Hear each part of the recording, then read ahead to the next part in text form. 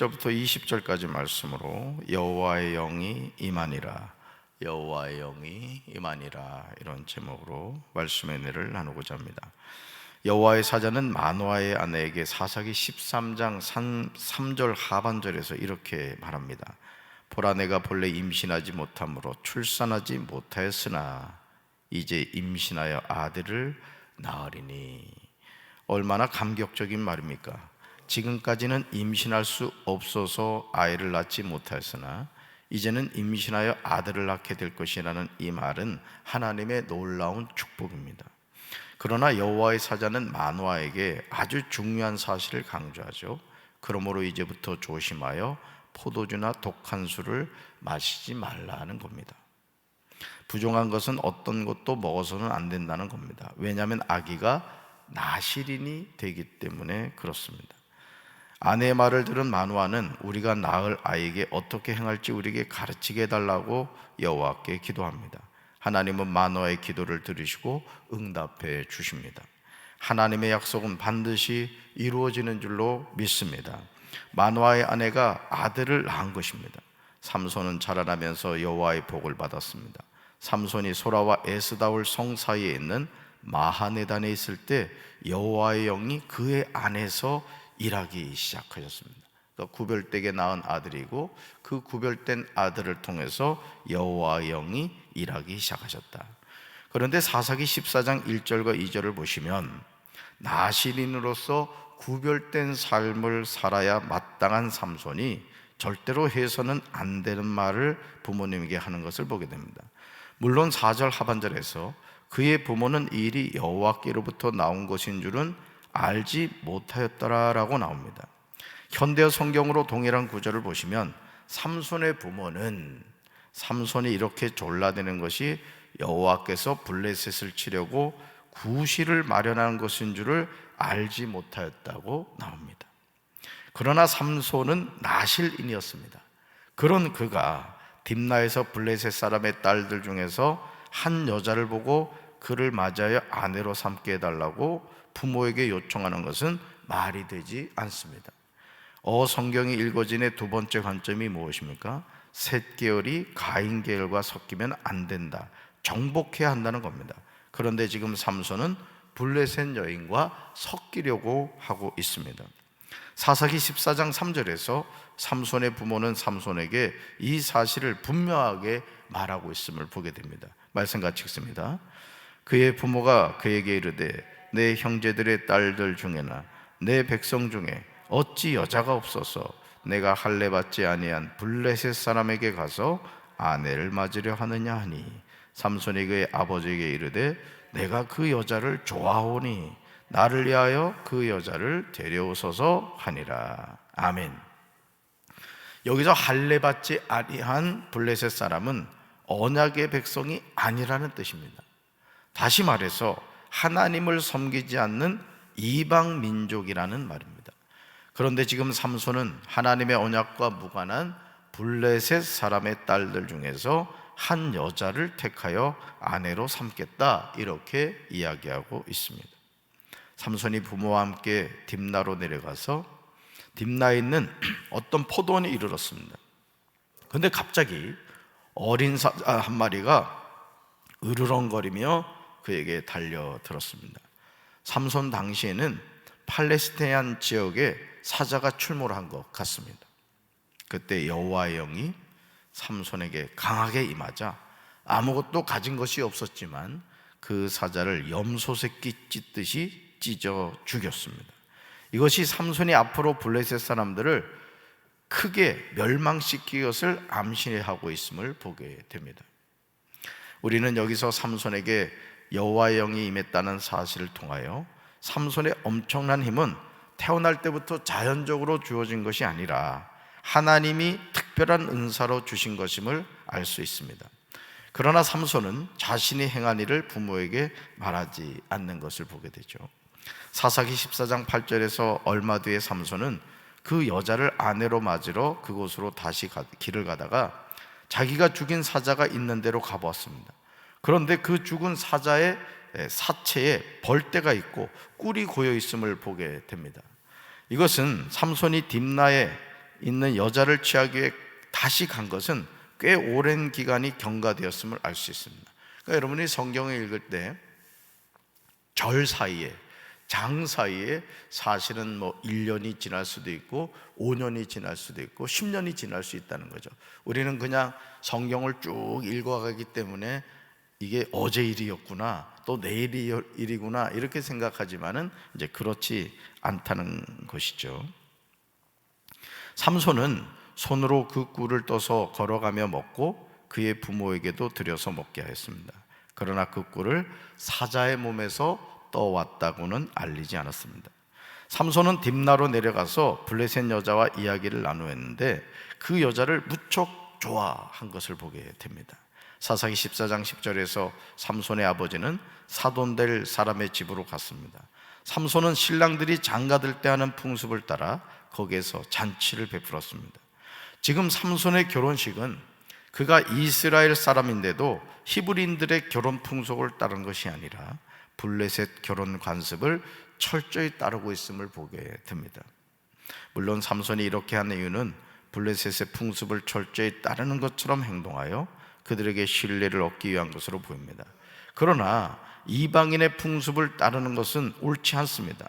하나님의 자녀는 무엇을 하든지 구별된 삶이 있어야 될 줄로 믿습니다. 하나님의 자녀는 영적인 나실인이기 때문에 의식주의 문제도 아무 것이나 있고 먹고 거기서는 안 된다는 것이죠. 구별됨이 사라지는 순간 우리에게서 하나님의 영이 떠나심을 기억해야 합니다. 삼손이 블레셋을 치기 위해서 이런 행동을 하고 특히 딥나에 있는 블레셋 여인과 결혼을 한다고 하지만 아무리 그 뜻이 좋게 보여도 하나님이 금하신 것은 철저하게 지켜야 합니다. 하나님의 말씀을 떠나서 자의적인 판단으로 행동하면 결국 그것이 올무가 되어서 넘어지게 된다는 것이죠. 사사기 14장 10절부터 삼손의 잘못된 결혼의 문제가 수면 위로 나타나게 되는 것을 보게 됩니다. 블레셋 사람들이 삼손을 보자 젊은이 30명을 데려다가 그와 한 자리에 앉게 하였습니다. 이것은 신랑인 삼손을 즐겁게 해주기 위한 것으로 보입니다. 그러자 사사기 14장 12절에서 삼손은 블레셋 사람들에게 수수께끼를 냅니다. 삼손이 블레셋 사람들에게 한 제안은 매우 그럴듯해 보이죠. 우리 말씀 같이 읽습니다. 삼손이 그들에게 이르되 이제 내가 너에게 수수께끼를 내리니 잔치하는 이래 동안에 너희가 그것을 풀어 내게 말하면 내가 배옷 30벌과 겉옷 30벌을 너희에게 주리라. 아멘. 삼손이 낸 수수께끼의 내용이 14절에 나오죠. 같이 읽습니다.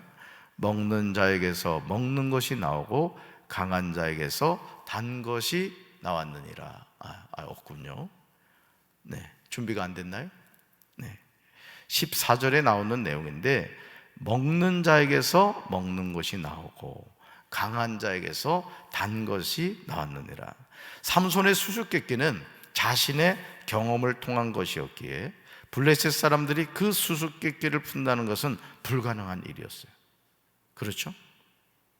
결국 사흘이 되도록 수수께끼를 풀지 못하였습니다. 7째 날이 되자 블레셋 사람들이 삼손의 아내를 협박합니다. 협박 내용이 정말 두려운 것을 보게 되죠. 우리 15절 같이 읽습니다.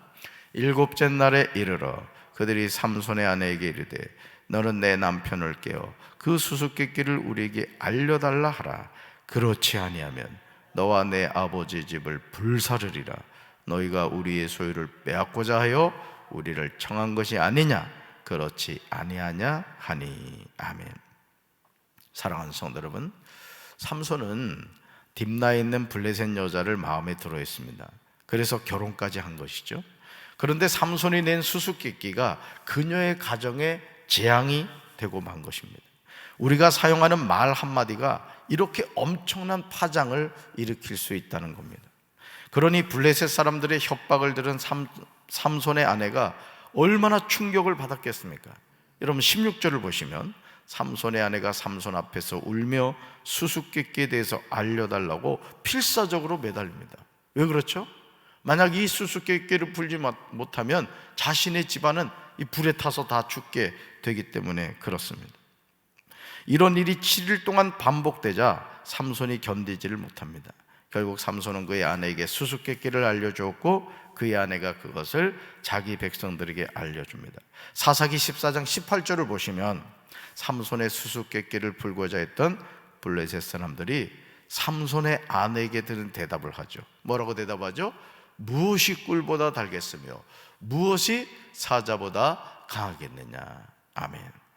이게 14절에서 먹는 자에게서 먹는 것이 나오고 강한 자에게서 단 것이 나왔느니라. 이 수수께끼에 대한 답이 바로 무엇이 꿀보다 달겠으며 무엇이 사자보다 강하겠느냐. 삼손은 수수께끼를 푼 블레셋 사람들에게 분노합니다. 왜냐하면 그들의 방법이 정당하지 않았기 때문에. 어떻게 풀었죠? 삼손의 아내를 협박해서 너희 집안을 불태워 죽이겠다, 이 협박을 통해서 수수께끼를 풀었기 때문입니다. 18절 하반절을 보시면요, 삼손은 블레셋 사람들에게 이렇게 대답하죠. 같이 읽습니다. 너희가 내 암송아지로 밭갈지 아니하였더라면 내 수수께끼를 능히 풀지 못하였으리라. 아멘. 삼손은 스스로 만든 함정에 빠진 겁니다. 삼손이 나름대로 블레셋을 치려는 생각을 가지고 치밀하게 계획하고 행동했지만 이방인인 블레셋 여자와 결혼한 것과 섣불리 수수께끼를 낸 것 등 삼손이 한 행동에는 위험성이 많아 보입니다. 오늘 저와 여러분 또한 이런 잘못을 범하기 쉽습니다. 삼손은 자신이 낸 수수께끼에 대한 보상 때문에 사사기 14장 19절을 보시면 블레셋의 중요한 성 가운데 하나인 아스글론에 내려가서 살인을 하는 것을 보게 됩니다. 이 일을 행한 것도 하나님의 영에 감동되었기 때문이죠. 오늘 여러분 사사기 14장을 읽으시면서 주목해서 보신 분은 여호와의 영이 삼손에게 임함에 이 말씀이 나오는 것을 보게 될 것입니다. 우리 19절 같이 읽습니다. 여호와의 영이 삼손에게 갑자기 임하심에 삼손이 아스글론에 내려가서 그곳 사람 30명을 쳐 죽이고 노력하여 수수께끼 푼 자들에게 옷을 주고 심히 노하여 그의 아버지의 집으로 올라갔고. 아멘. 결국 삼손은 자신이 낸 그 수수께끼 때문에 어떻게 되죠? 사랑하는 그 블레셋 여자와도 헤어져야 됐고 결국은 아스글론에 가서 30명의 블레셋 사람을 죽이는 것을 보게 되죠. 삼손은 심히 노하여 그의 아버지 집으로 올라갑니다. 그러자 삼손의 아내는 삼손의 들러리로 왔던 한 친구의 아내가 되고 말았습니다. 영적인 나신이로 살아가는 우리는 항상 구별된 말과 행동을 하며 살아야 할 줄로 믿습니다. 우리가 하나님 앞에서 살아간다는 것은 바로 이런 구별된 삶을 살아가는 것이죠. 왜냐하면 하나님이 항상 살피시기 때문에 그렇습니다. 우리가 설 명절 연휴 기간을 지금 보내고 있습니다. 바라기는 우리 사랑하는 성도 여러분들이 나는 영적인 나실인이다, 이 사실을 기억하시면서 말하는 것, 먹는 것, 입는 것, 무엇을 하든지 그리스도인으로서 하나님께 부끄러움을 끼치는 그런 삶이 되지 않도록 여러분 자신이 잘 깨어있게 되기를 주님의 이름으로 축원합니다. 가슴에 손 얹겠습니다. 하나님 아버지, 여호와의 영이 임함으로 삼손은 어떤 일이든지 할 수 있는 장사가 되었습니다. 그러나 삼손의 수수께끼를 통해서 그는 자신이 좋아했던 블레셋 여인과도 헤어지게 되었고 결국은 많은 사람들에게 고통을 주는 것을 보게 됩니다. 우리가 하나님의 자녀로서 이 세상을 살면서 말과 행동에 있어서 늘 구별된 영적 나실인의 삶을 살아갈 수 있도록 주여 저희들을 도와주시옵소서. 우리가 세상을 쫓아가는 것이 아니라 하나님께서 우리에게 원하시는 하나님의 자녀다운 삶을 살아갈 수 있도록 주여 도와주시옵소서. 예수님 이름으로 간절히 기도합니다. 아멘.